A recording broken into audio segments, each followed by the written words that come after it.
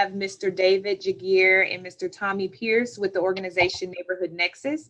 David Jagir is a geospatial technologist with the Atlanta Regional Commission, and Mr. Tommy Pierce is the executive director of Neighborhood Nexus. And we're so excited to have them. They have been longtime friends of Prevent Child Abuse Georgia, and we've been able to do a lot of great work and some great collaborations with our 1-800-CHILDREN resource map. So we're happy to bring them to you all today to talk a little bit more about leveraging community data to maximize your impact. So without further ado, I'm going to turn it over to David and Tommy and allow them to tell you more about their awesome organization and some of their great work. Thank you both for being here with us today.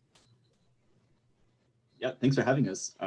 We didn't script the part for which one of us starts, so I will I'll start. Yeah, thanks for having us. You know, we've been partners with PCA for a while. It predates my time at Neighborhood Nexus, but David's been working on y'all's tools for a long time. And Julia Neighbors is one of our great board members at Neighborhood Nexus. So, you know, we couldn't be happier to be here. And we're also happy that there are 235 people who want to learn about data at 9 in the morning. So that's pretty cool. We have about 1,100 slides of just data tables. So get excited.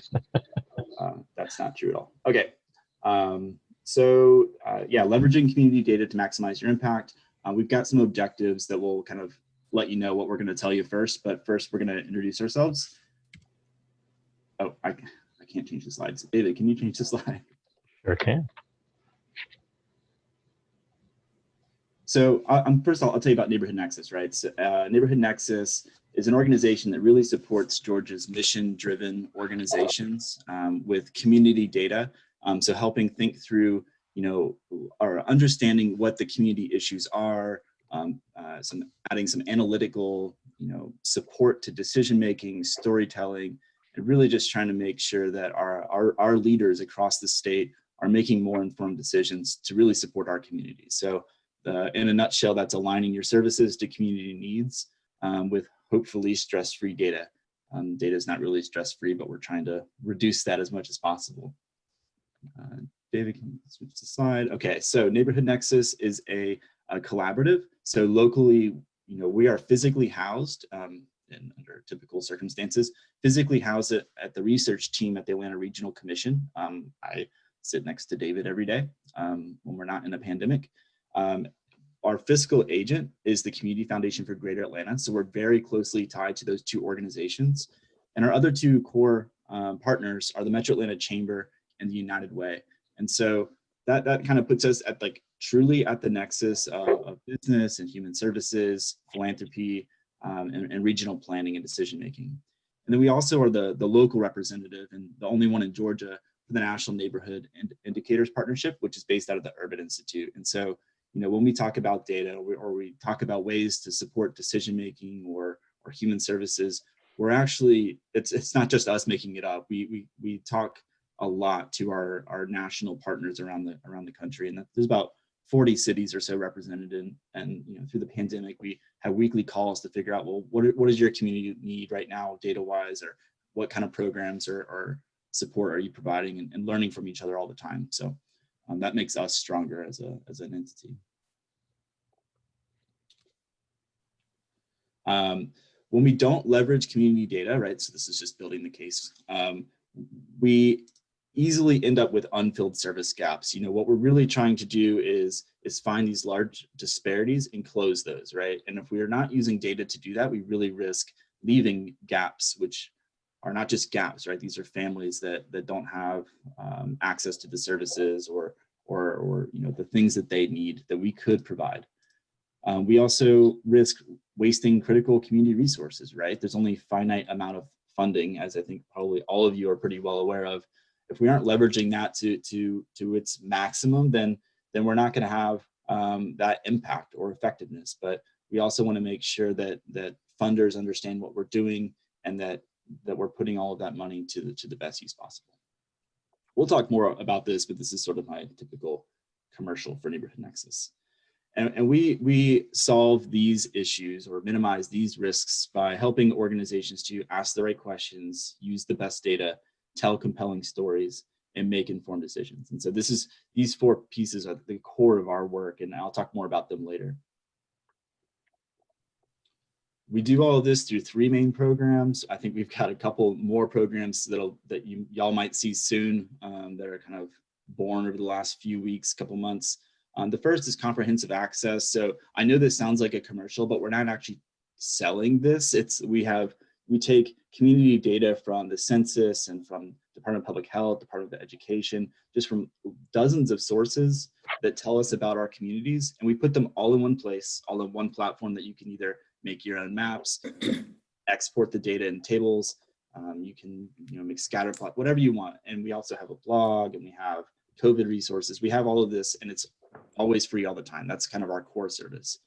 The second is that we do custom insights. So if you're interested in a particular project or dashboard, and here's some examples of clients we've worked with, we can do deeper dives, and that right there is our kind of earned revenue strategy. Those are sort of consulting work that we do to prop up our comprehensive access and our data fluency, which data fluency includes things like this. It includes how we talk about data, how we represent ourselves as a brand, and just generally trying to make data more accessible for organizations to act on, right?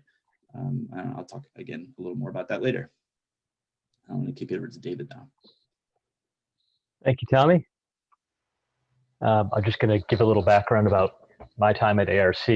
Again, my name's David Jaguar. I joined the Research and Analytics Group at the Atlanta Regional Commission about 20 years ago. It's had different names through the years, but now we are called the Research and Analytics Group.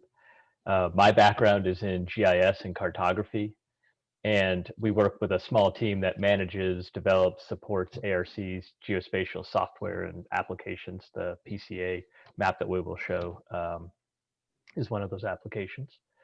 Also in my time there, I have an opportunity to explore some of the emerging technologies, considering the impacts and potential applications of some of the new and emerging platforms.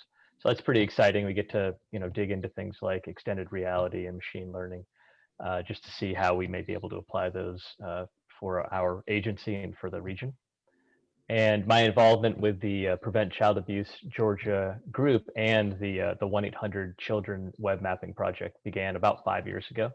And so I've had the privilege of working with the PCA team off and on over the last 5 years. Just a little background on ARC. So the Atlanta Regional Commission is a regional planning and intergovernmental coordination agency for, at our core size, 10-county Atlanta region. And we help the region's leadership focus attention and collaboration and resources on critical issues affecting our collective future. The ARC works with local jurisdictions and regional partners across a number of key issues. And these are just some of the areas that we work in. This is just a slide kind of showing you our governance. Our executive director is Doug Hooker. And I mentioned that at our core, 10 counties is our key area that we work within, but there are other jurisdictions that we also will touch on depending on the service area for the program. So we have a 10-county core area. The Area Agency on Aging is also 10 counties. As a metropolitan planning organization, the ARC works across 20 counties. We work with the Metropolitan North Georgia Water Planning District across 15 counties. The Atlanta Regional Workforce Development Board is 7 counties, and the UASI, the Atlanta Urban Area Security Initiative, covers 5 counties. Back to you, Tommy. Sure. So, and then David didn't say this, but he actually serves as Neighborhood Nexus's futurist. He's that forward thinker. He knows so much about technology. As a cartographer and technologist, I'm actually the only person on the team that's not a data scientist or geographer. I'm a social worker. So we'll talk briefly about today's objectives, right? So this is the agenda. We spent a couple of minutes introducing ourselves, but we really want to help. Our goals for today are to help figure out. I just saw a note from Julie. There are 300 people learning about data at 9 a.m. That's pretty wild to me. When and where can we use data to support our organizations and clients, right? So before we go into data, let's think about where and why we're even using it. Trying to make this as practical and actionable as possible. ways to think about data that aren't stressful and overwhelming. Looking back at that, that feels a little patronizing, but I'm a social worker in social work school. We did not learn about this stuff. We learned about some research methods, but we didn't learn about, well, what kind of information do we need to make decisions, right? So this is where we're really trying to think about this in very realistic and practical ways.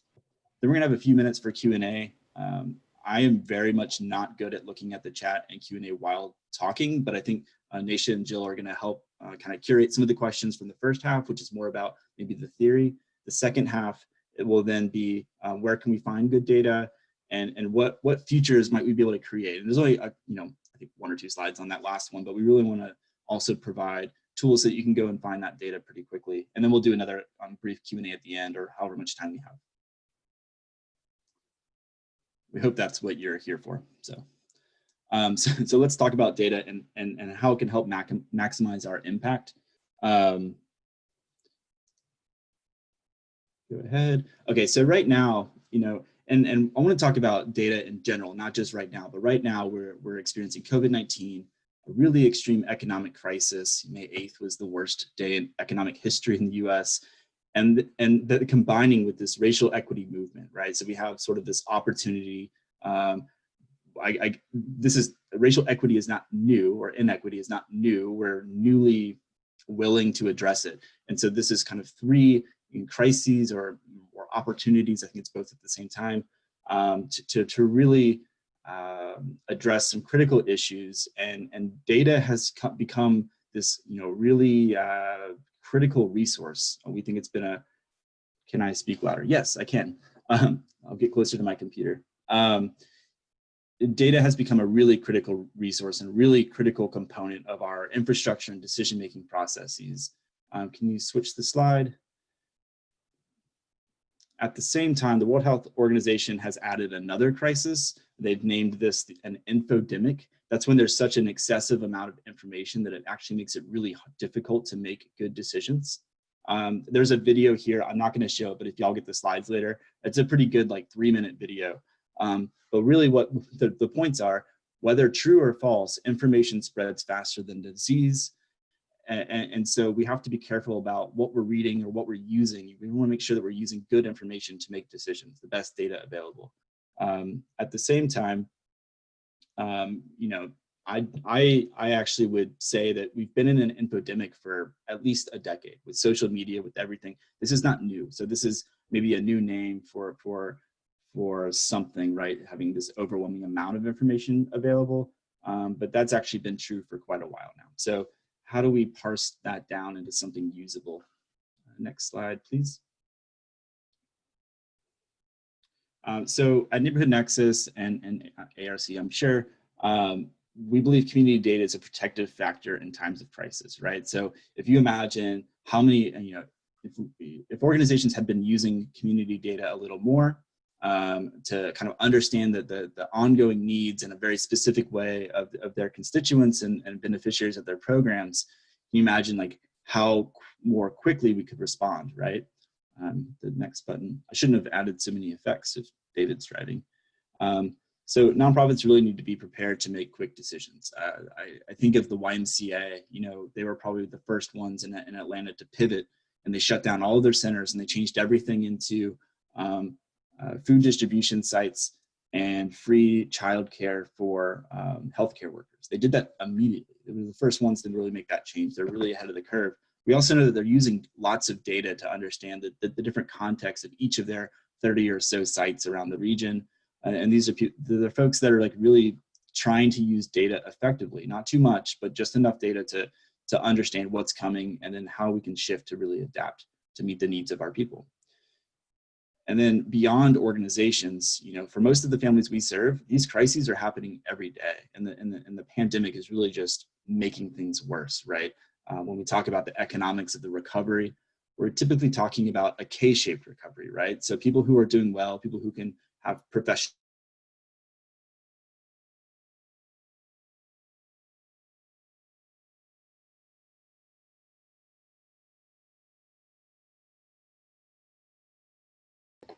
they're going to do okay. People who have investments, they're going to do okay. It's the shape that I'm making with my hand. Next slide. And I just got a notification that my internet is unstable, so I hope this works out. So when and where can we incorporate data? This is where I want to talk about the really kind of practical ways in your day-to-day business that you can be using data. And so we've got a poll here. So we'll give y'all a minute or so to, I saw y'all like 100 people responded to Naisha when she asked if the screen was working. So I know this is a very engaged audience. So if you'll take this survey quickly, and then we'll look at the results. And we'll talk through each one of these too.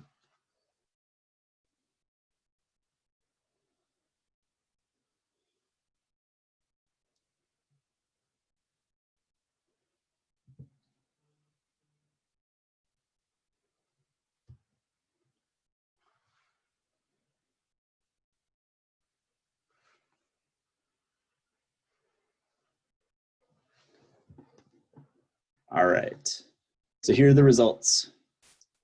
Not surprising, strategic planning is first. It was also the first on the list, so we could get some response bias, right? Maybe people clicked one and got bored, but I think strategic planning is probably the most anyways, you know, doing that market research.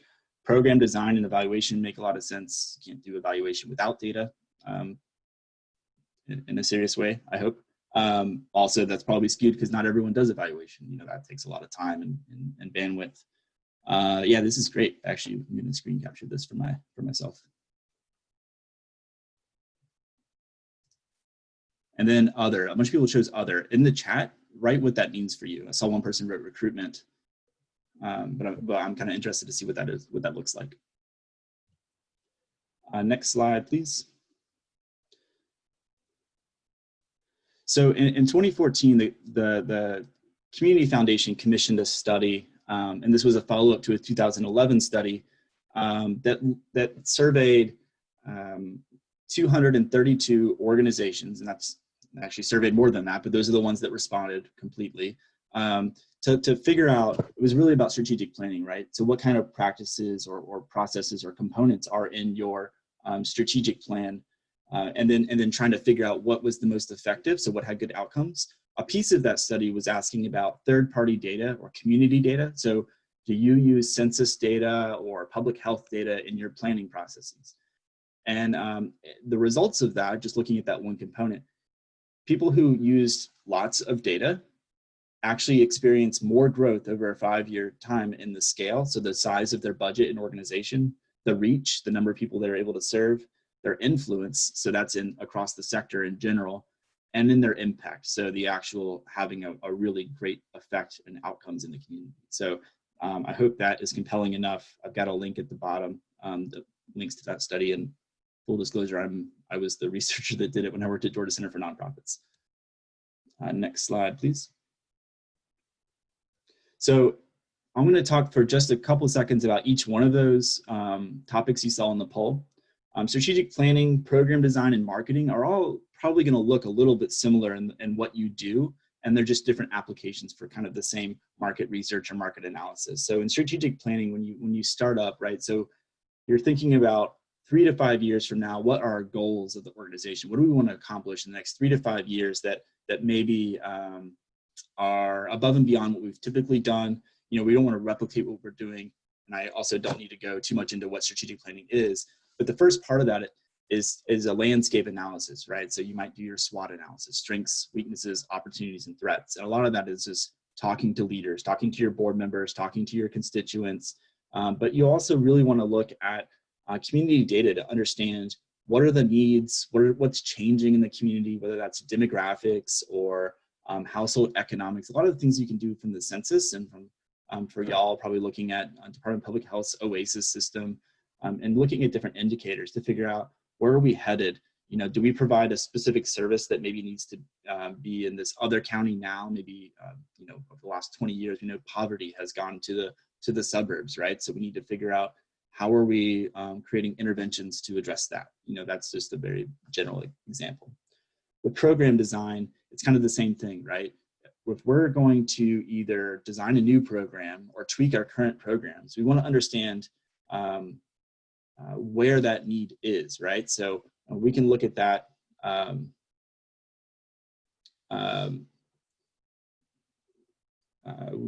sorry, I got distracted by the comments again. I'm going to stop looking at it.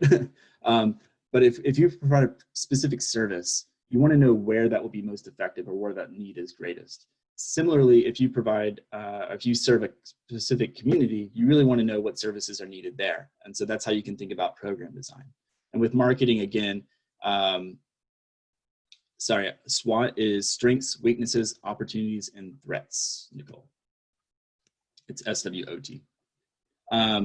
Marketing is similar, right? So understanding where the need is actually could allow you to then be more targeted in the way that you put out materials, right? So maybe we know that a specific community has a greater need. We could go target those schools if we only have so much of a printer and supplies budget. We don't only do so many print so many flyers or whatever it is, or recruit for a program. We might go to specific schools or community centers or specific community partners and those parts of town to kind of really focus our recruitment efforts.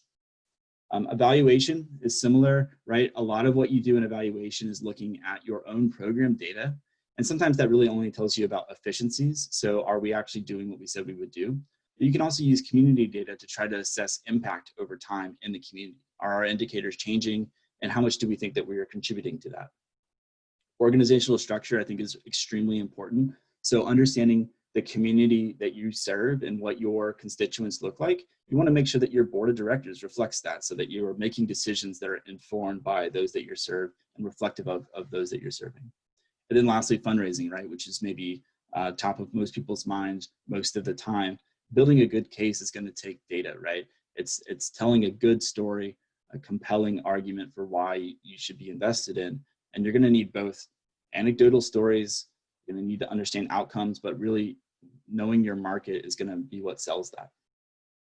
Next slide, please. And I think on the next slide, I've got an example, of volunteer recruitment, right? So we're just finishing up a project with Georgia CASA that's actually data-informed volunteer engagement or recruitment, right? So this is interesting because it's not something that we've really thought about before, but I gave a presentation at Junior League a year ago. Georgia CASA reached out and said, hey, we're interested in building a map that really tells us more about where our volunteers are needed. And so Georgia CASA is made up of 40 affiliates around the state. And those programs each have a different sort of love. You're serving foster youth in the local regions, and they're coming from across the state. But we understanding what the needs are locally will help the state association kind of invest resources in that. So give an example here, clicking on Rockdale County shows the Rockdale CASA.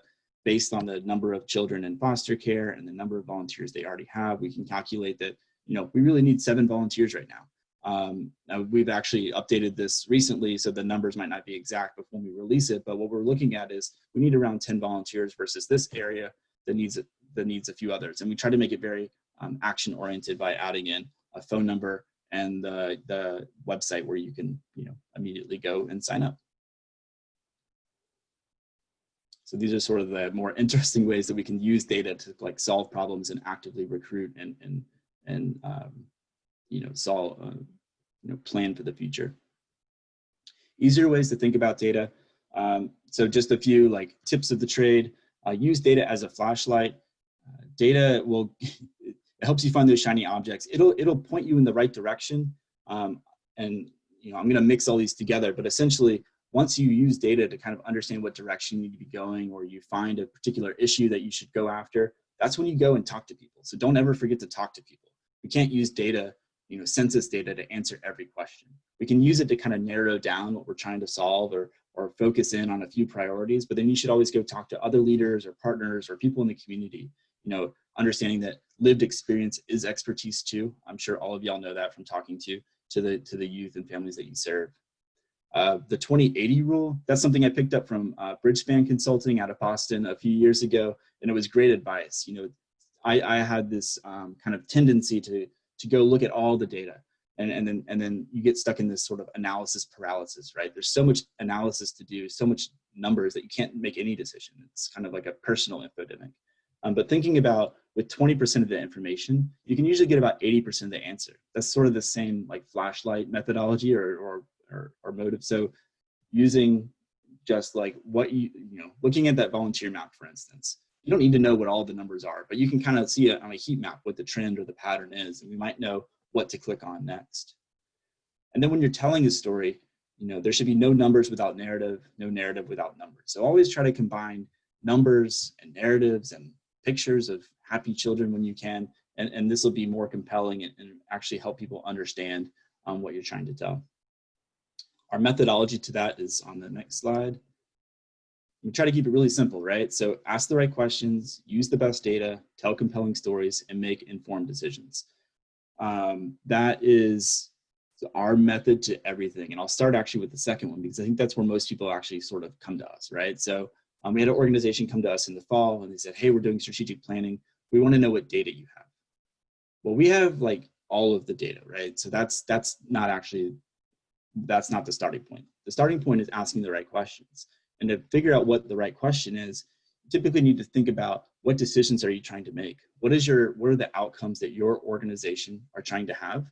And then what decisions do we need to make to get there? If you're creating some sort of dashboard to track some of your progress against your strategic plan or your annual work plan or whatever you're trying to do, when you make a dashboard, I know we tend to do a lot of outputs, and sometimes that's the best we have, right? How many kids did we serve, or versus how was their life improved? That's an output versus an outcome. We tend to think about that, but sometimes that's okay. But we just need to make sure that the data that we're using will actually help us make a decision later, right? So if this number changes significantly, is that going to change how we do our business? If it's not, then that's probably not something we need to be tracking. And we need to think about questions as far as like, what can we actually answer?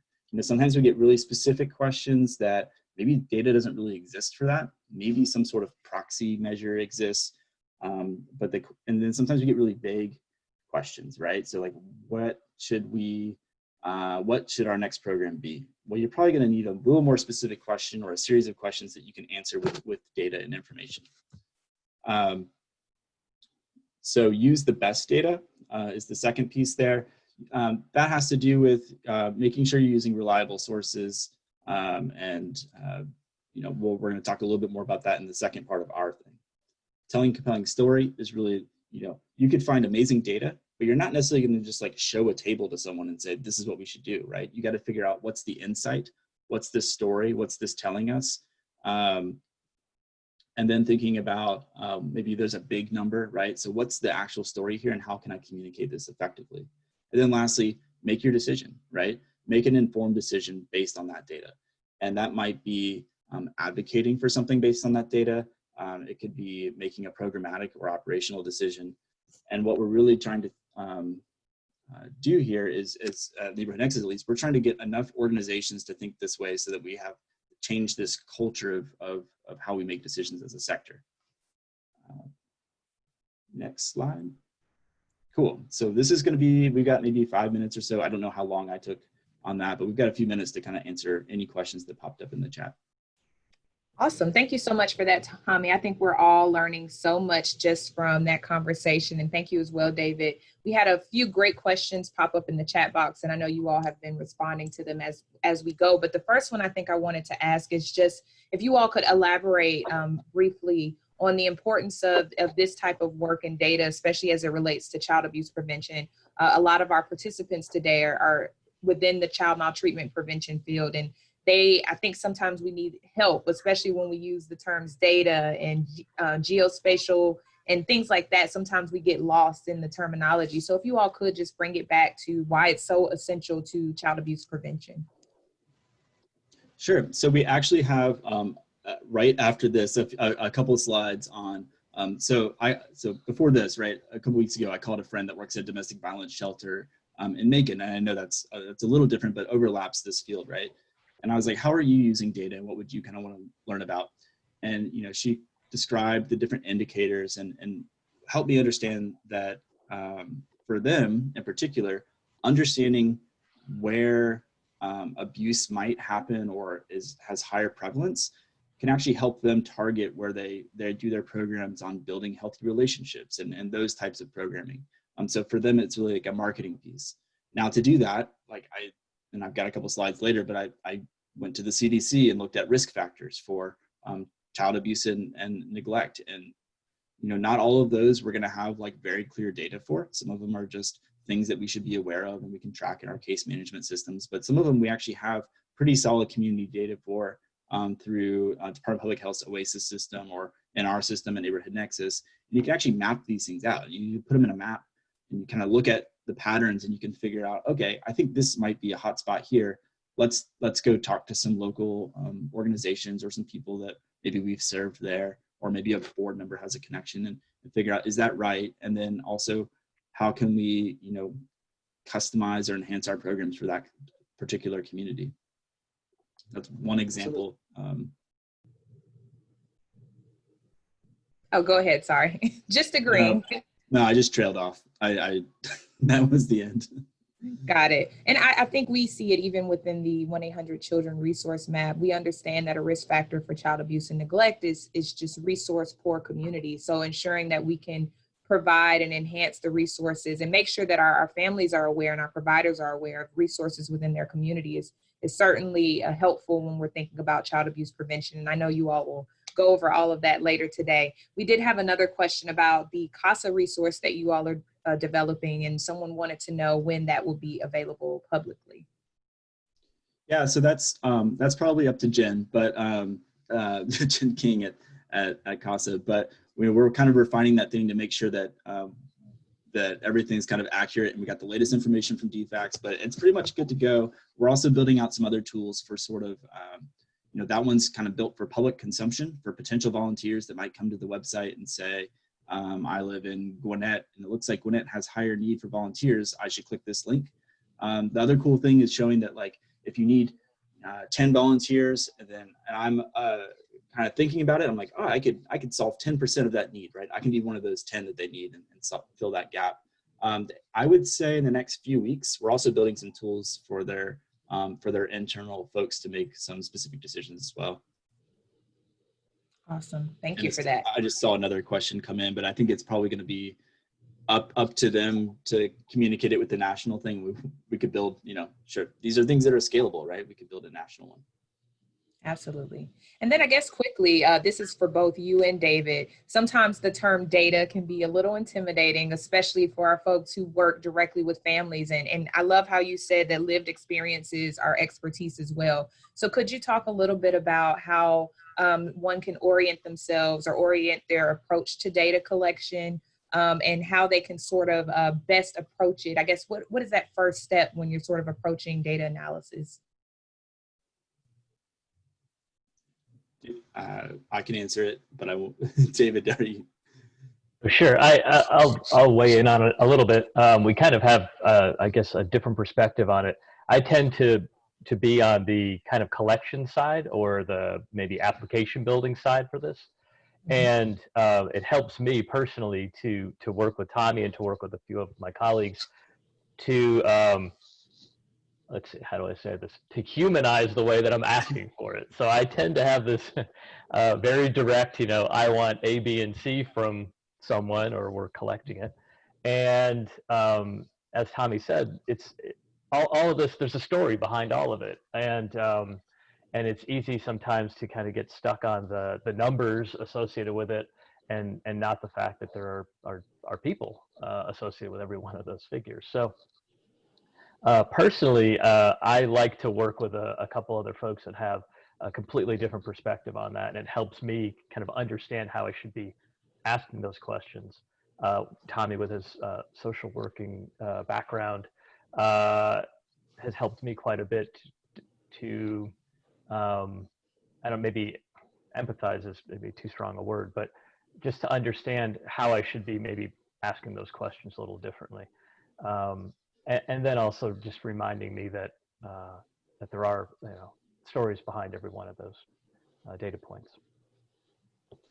Yeah, I think one of the, I'd say one of the barriers feels like it's just like, so my wife, she's gonna like, don't tell her I said this. She has an art degree, and when I'm like, hey, can you do this quick math problem for me, or like, can you do some quick math for me? She's like, no, right? Before she even hears the question. right? I think data has kind of a similar, and research have these similar vibes, right? It's just we've kind of conditioned ourselves to kind of shut down. There is no real mystery behind data, right? If you talk to someone and you like learn something from them, that's information, that's data, right? So there's no real mystery behind data. There are complex ways that, you know, that we collect it and analyze it, but it doesn't have to be like that. You can look at a map and say, okay, these counties are lighting up more, right? I think there's just like I think there's a mental block. I have the same thing. I have the advantage of like I'm an engineering school dropout, so I kind of like think analytically to begin with before I went into social work. But it's like there's not this mystery behind it. It's really just looking at numbers and then or a map. I tried to we haven't shown you any numbers yet through this whole presentation, and I think y'all still got hopefully something out of it, right? So there's not even always it's really about insights. Like what can we learn from looking at this information, whether it's talking to other humans or looking in at a data table or on the census website, whatever it is, right? Awesome. Well, thank you all for that. We will go ahead and let you go to the second part of your presentation. And please continue to put your messages and your questions in the chat or use the Q&A feature. So the second piece of that last, those 4 points that we made was using the best data, using the right data. I think the first question to answer that is, where do we find the data that we need? And I've got a short list of resources on the next slide. Cool. First being Neighborhood Nexus. Again, this sounds like a pitch. This is all free and available, so we want you to use it. What we've done is we've taken census data and the annual American Community Survey data and public health data and, you know, all kinds of different sources and put them in one place, and you can find them at this link. We're going to make a tutorial video and stuff because we just launched a brand new mapping platform recently.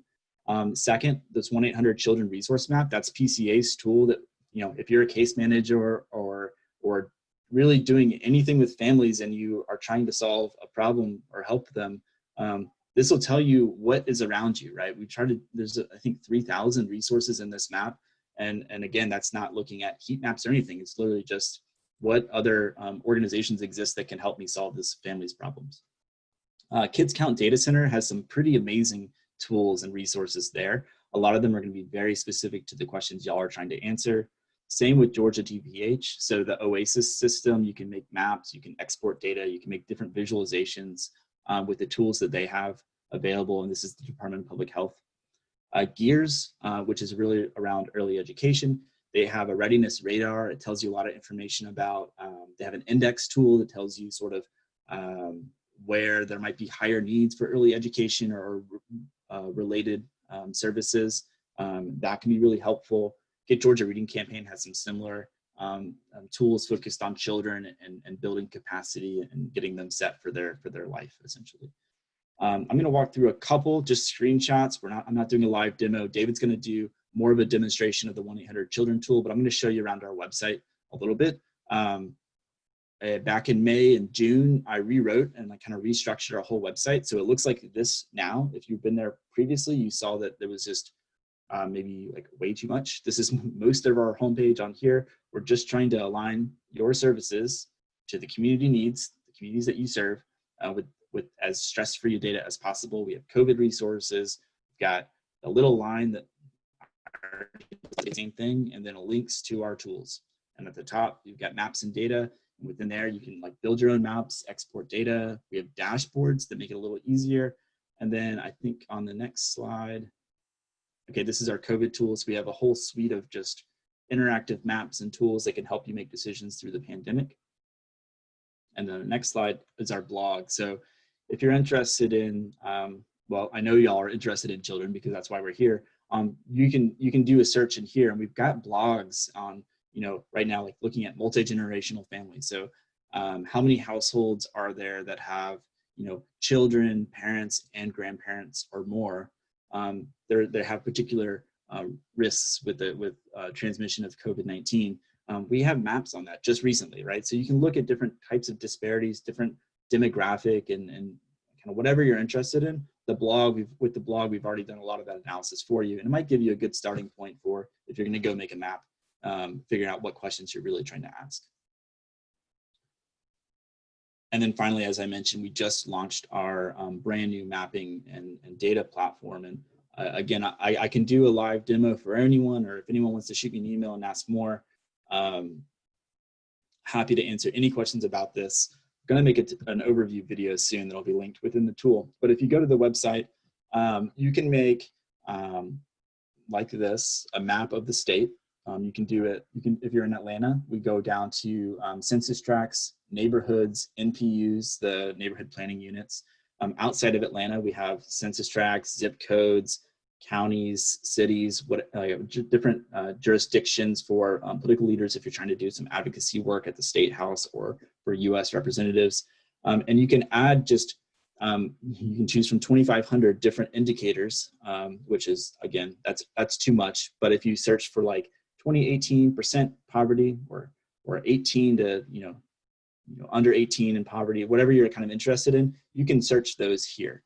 And actually on the next few slides, I've got some examples of what that might look like for y'all. So I mentioned this in the Q&A portion, but I recently just went to the CDC's website, I've got a link at the bottom, and looked up risk factors for child abuse and neglect. And these are a few that I pulled that were based on these are organized into the child, the family, and the community. I pulled a few that we can easily make some maps of, right? And so looking at, I guess for this issue to exist, it's going to be where the children are.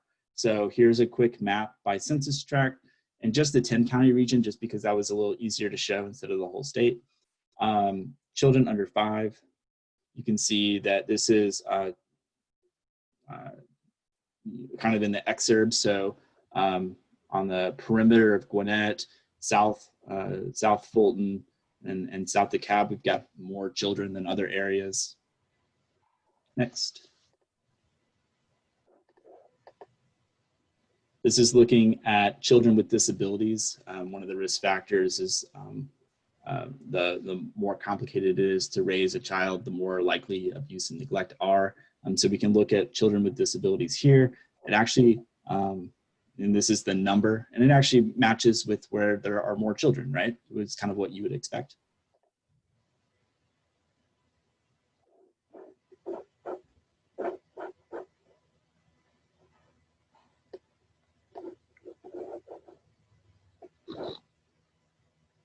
This is looking at single parent households, jobs, but and this kind of actually lights up in the same area. And next. This is looking at education outcomes. You can see that North Atlanta and North Fulton have the highest rates of a bachelor's degree or more, with everyone else pretty far behind. There's not a lot of middle ground here. Next. Looking at household income, kind of as expected, that aligns to education outcomes. And then looking at unemployment, which is also a risk factor from the CDC. And you see that Southwest Atlanta, South DeKalb, South Fulton light up. And I don't know if that was the last one or not. Yeah, so if you can go back one slide, what you might take from that, which takes, maybe 5 minutes to build those, because you can just go to the website, you add in, 10 indicators that you're interested in, and it makes the maps for you. But if you look at those, like kind of shifting between them, you see that South DeKalb, South Fulton, Southwest Atlanta, and then sort of the far eastern side of Gwinnett, like Grayson, maybe, or near Brazelton, those kind of light up, right?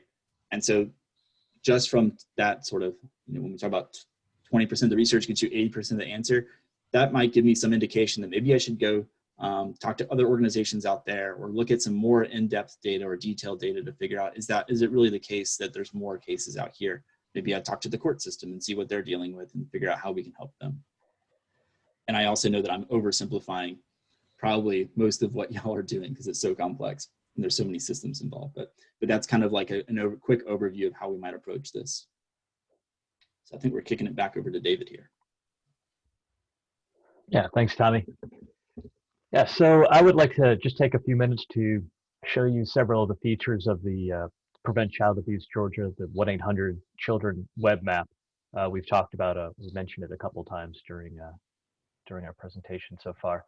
But I would like to start off with just a kind of basic definitions here. We've mentioned mapping and web maps a little bit, but just to give you a very basic definition, the the company Esri, ESRI, who is kind of like the Microsoft of the mapping and GIS world. They define a web map as an interactive display of geographic information that you can use to tell stories and answer questions. So there are some kind of keywords in that description that we'll dive into a little bit, and they also probably resonate with a lot of what Tommy has already said about how we approach our data and mapping. So a web map is interactive. It allows the user to dig into data, ask questions, explore ideas. It could be used to help visualize something as different than what we're used to seeing, as a global network of submarine communication cables. I know that these are not directly related to anything that we're doing here, but I tried to come up with some different ways of approaching web maps, and different from what we usually think of. Another example, a web map displays geographic data, and it doesn't necessarily have to be on the ground. It can literally be in the sky. So this is one just showing us the night sky here. And it doesn't even have to be part of the real world. It could be an interactive map of Tolkien's Middle-earth. That's an example. But bringing it back around to the CASA map, a web map can help you tell a story, and it can answer questions.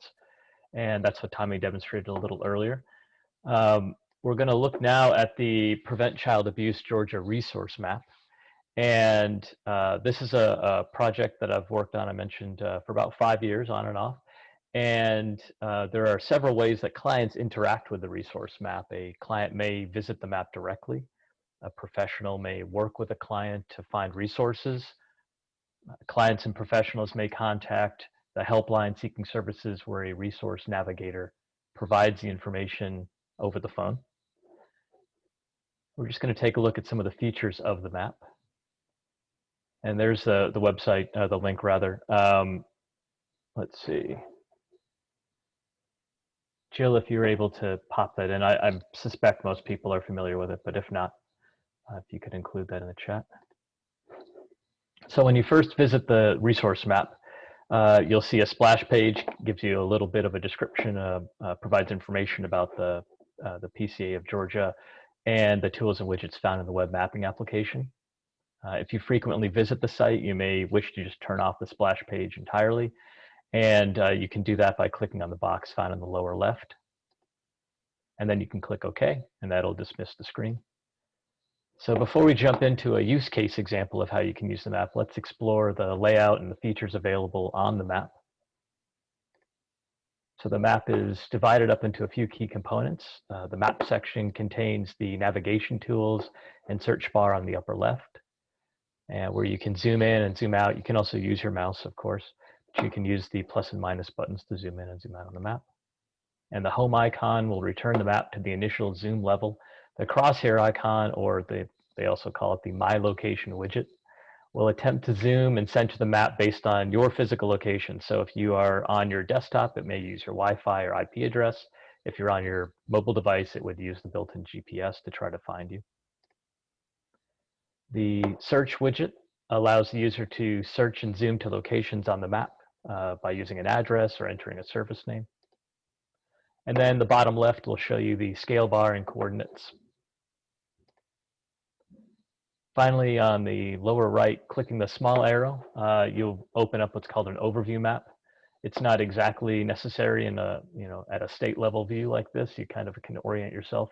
But if you are zoomed in and you want to see where you are in the context of a state or a county, that can sometimes be useful.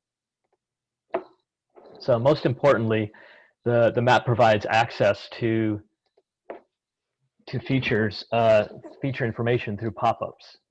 And this is just an example of clicking on a feature on the map, and we see this pop-up come up, and we have the PCA service level information displayed. So you're looking at provider and service name, contact information, hours of operation. On the left side of the application, you'll have tools and related menus. You have, by default, the legend displaying when you first start the map up. So we're going to just run through each of these real quick. So we'll go from the left to the right on the tools here. So the far left is a tool called the Near Me tool, and it allows you to enter an address and search for services within a specified distance of a location. The preset is 5 miles, and you have the option to show all of the results within up to 25 miles. So we'll use have a little example here of that. So we'll use the Atlanta Regional Commission's address, 259 Peachtree Street, and we'll search for nearby services. So as you type this in, the search bar will provide suggested addresses. You can select from that list, and then click the magnifying glass. And it'll geocode the address. That's probably a term you may not be super familiar with, but really all geocoding means is finding a location based on a street address. So it creates an X and Y or a latitude and longitude based on a street address, drops a point there, and then it looks at, in this case, 5 miles. So a 5-mile radius circle is drawn, and it just collects all of those points that are within that radius. An alternative to using the Near Me address search is the Set Location button, and really all this lets you do is you can click that and then drop a point on the map. So if you already are familiar with the area you want to look at, you can just put a point on the map and then decide what your radius would be, and it'll return all of the services within that radius. Next over is the Filter tool. This is actually quite useful when you want to limit the number of services that are displayed. It allows you to filter all of the services based on up to 5 specific service names. You can also filter on service description. And an example would be, let's display on the map only the services with a service name of after-school programs.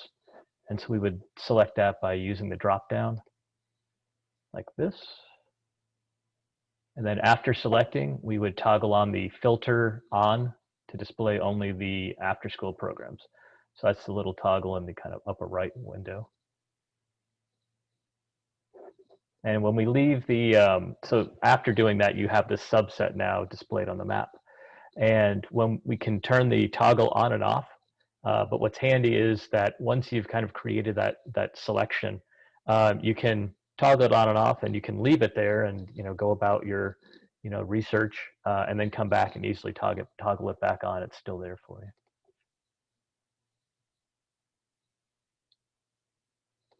All right.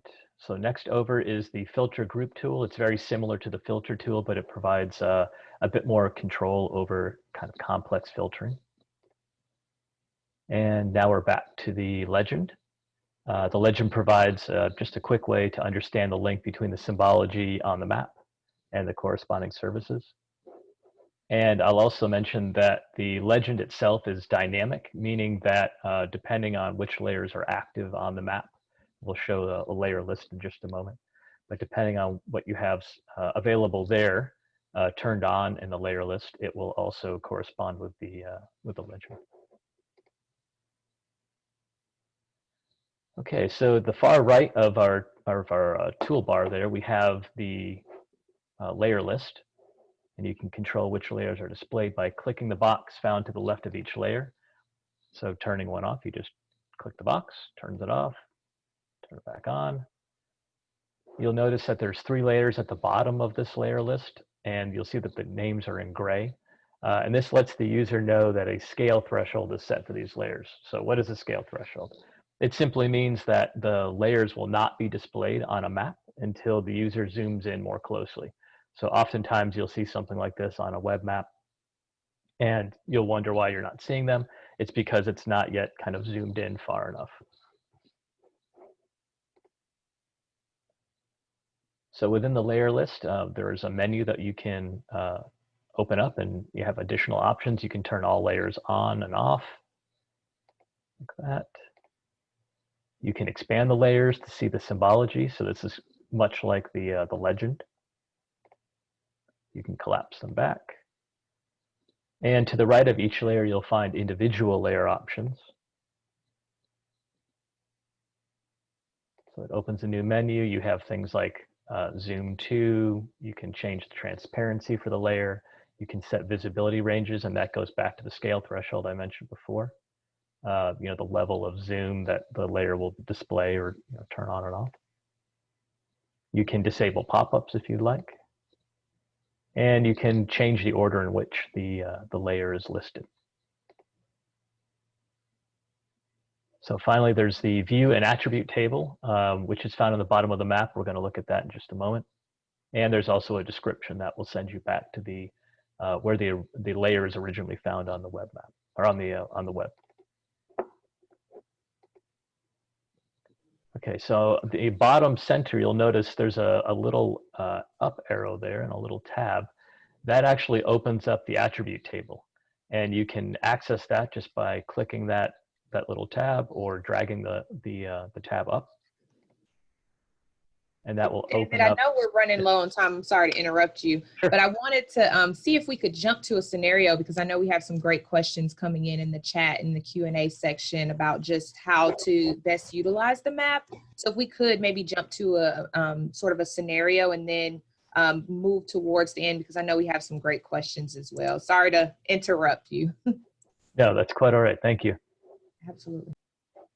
Okay, so you mentioned the scenario, and in this case, a scenario that we would be looking at is a call is received, and it involves a family of 4 living in Brookhaven, and they've had some difficult times recently and laid off of work, and most of their money is being spent on or going toward bills and school expenses, and they are interested in finding nearby food pantries, and they need access to a MARTA room.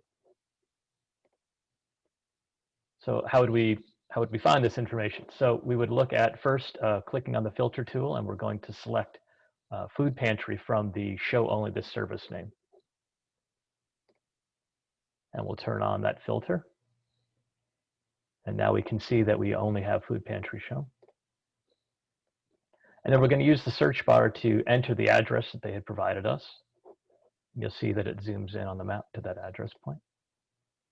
We'll zoom out just a little bit to kind of get a sense of where the available food pantries are. And we can also identify the MARTA stations. So we have MARTA stations and food pantries identified. And here are some food pantries as well. We also see the Lennox and Buckhead MARTA stations too. So we zoom out just a bit more just to see if there are any additional pantries around, just to find additional options. And we find a second pantry near the Doraville MARTA station. So while we could click on the point symbolizing the food pantries, so each of those little food pantry dots, we could click on that and get individual information. It may be easier just to look at this in a table. So we'll do that. So we'll pull up the attribute table, and you'll notice that there's if you can see this, it's called filter by map extent.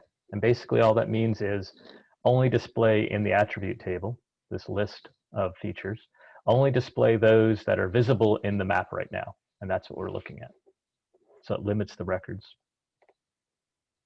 And with this information, we could provide that verbally to our client, or we could choose to export all to CSV. So that's one of the options. So we could export this information into a table and email that. That's just a very, very, very quick overview of one particular scenario.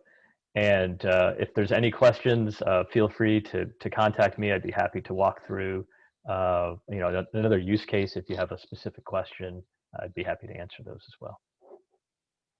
And now I think we go back to our Q&A, and then Tommy would wrap it up if we have just another minute.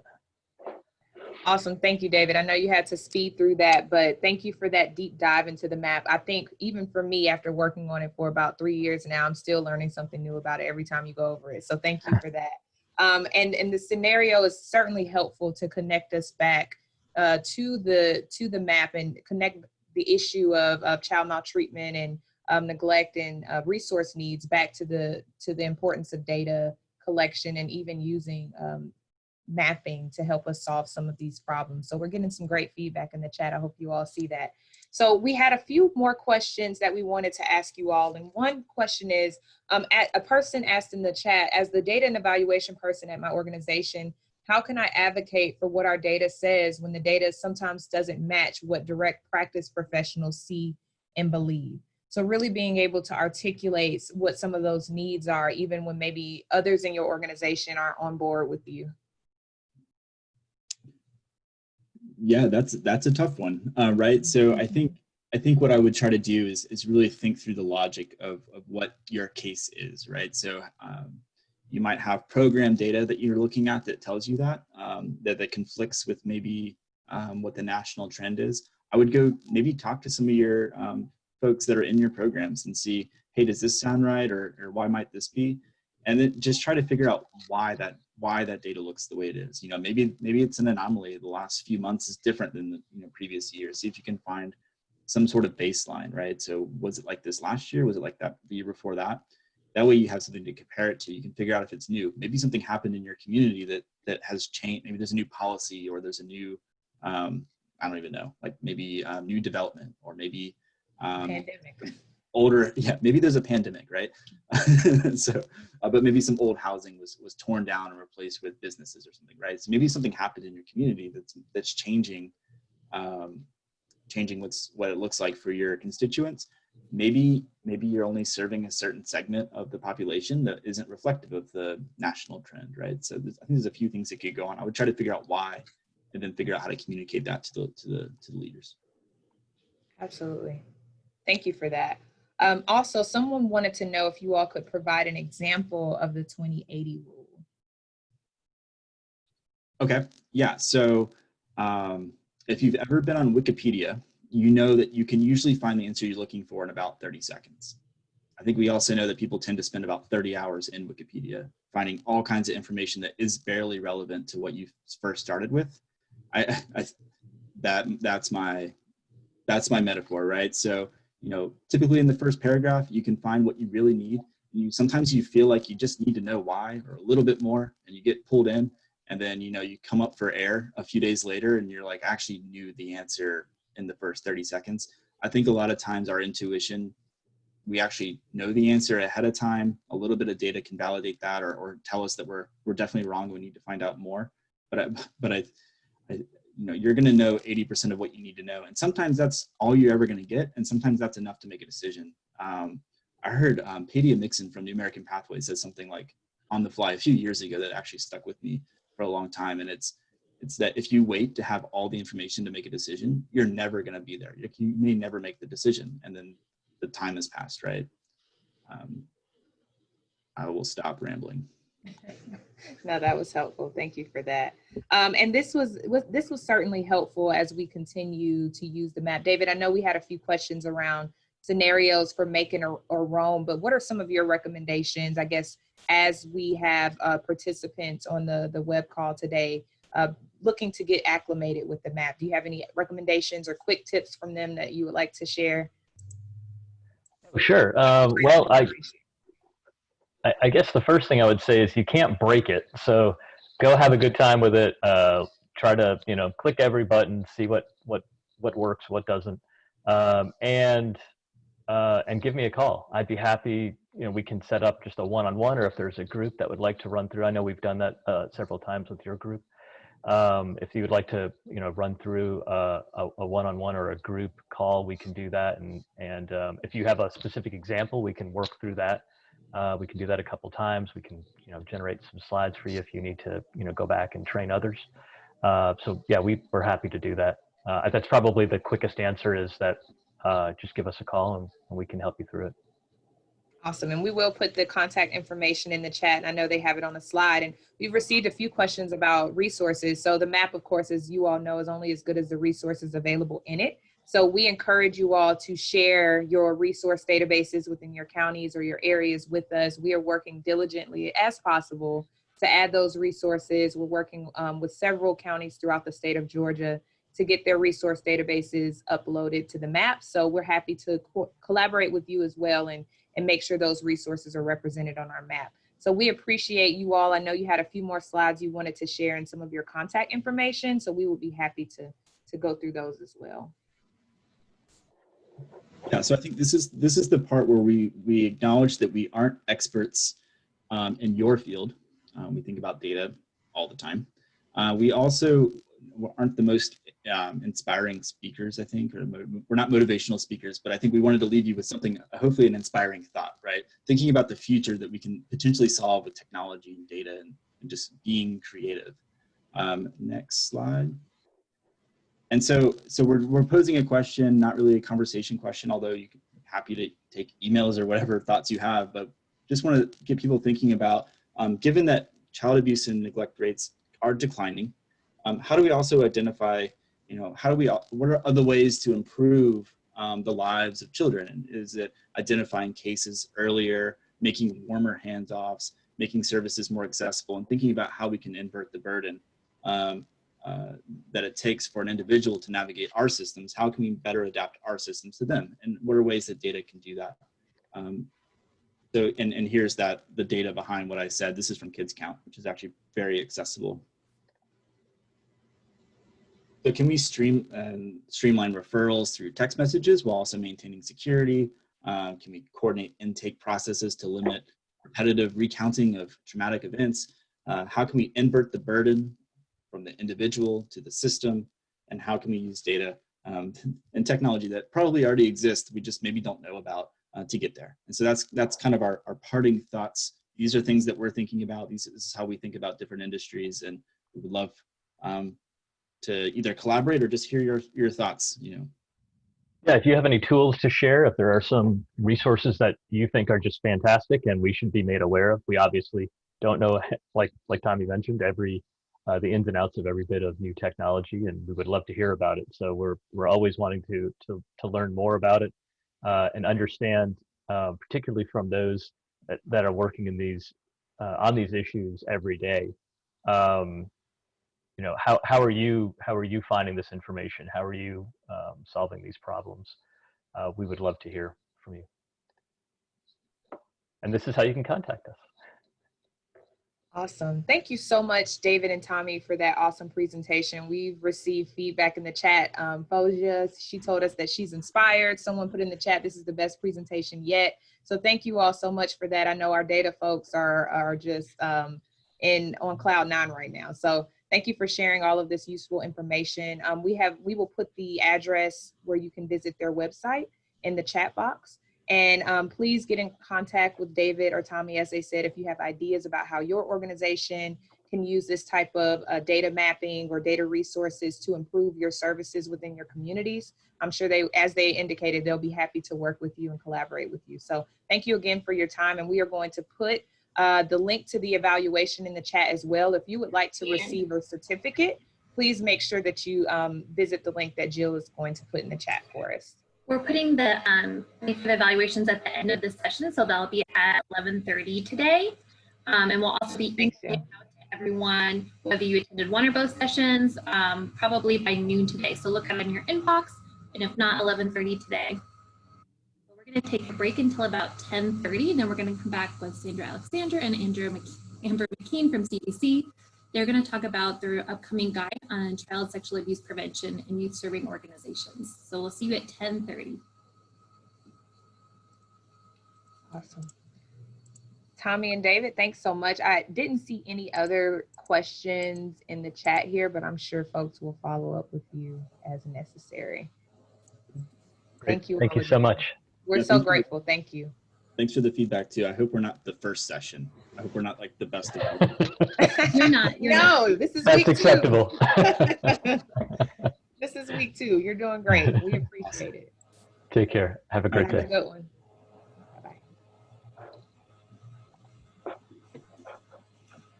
I'm going to put up our intro slide as soon as my computer stops freezing so much.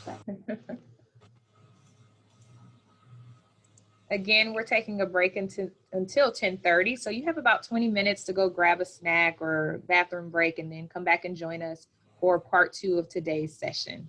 And we will repost the link to the evaluation, remember, will be posted at the end of our next session, which is at 10:30. So thank you all so much for sticking in there with us.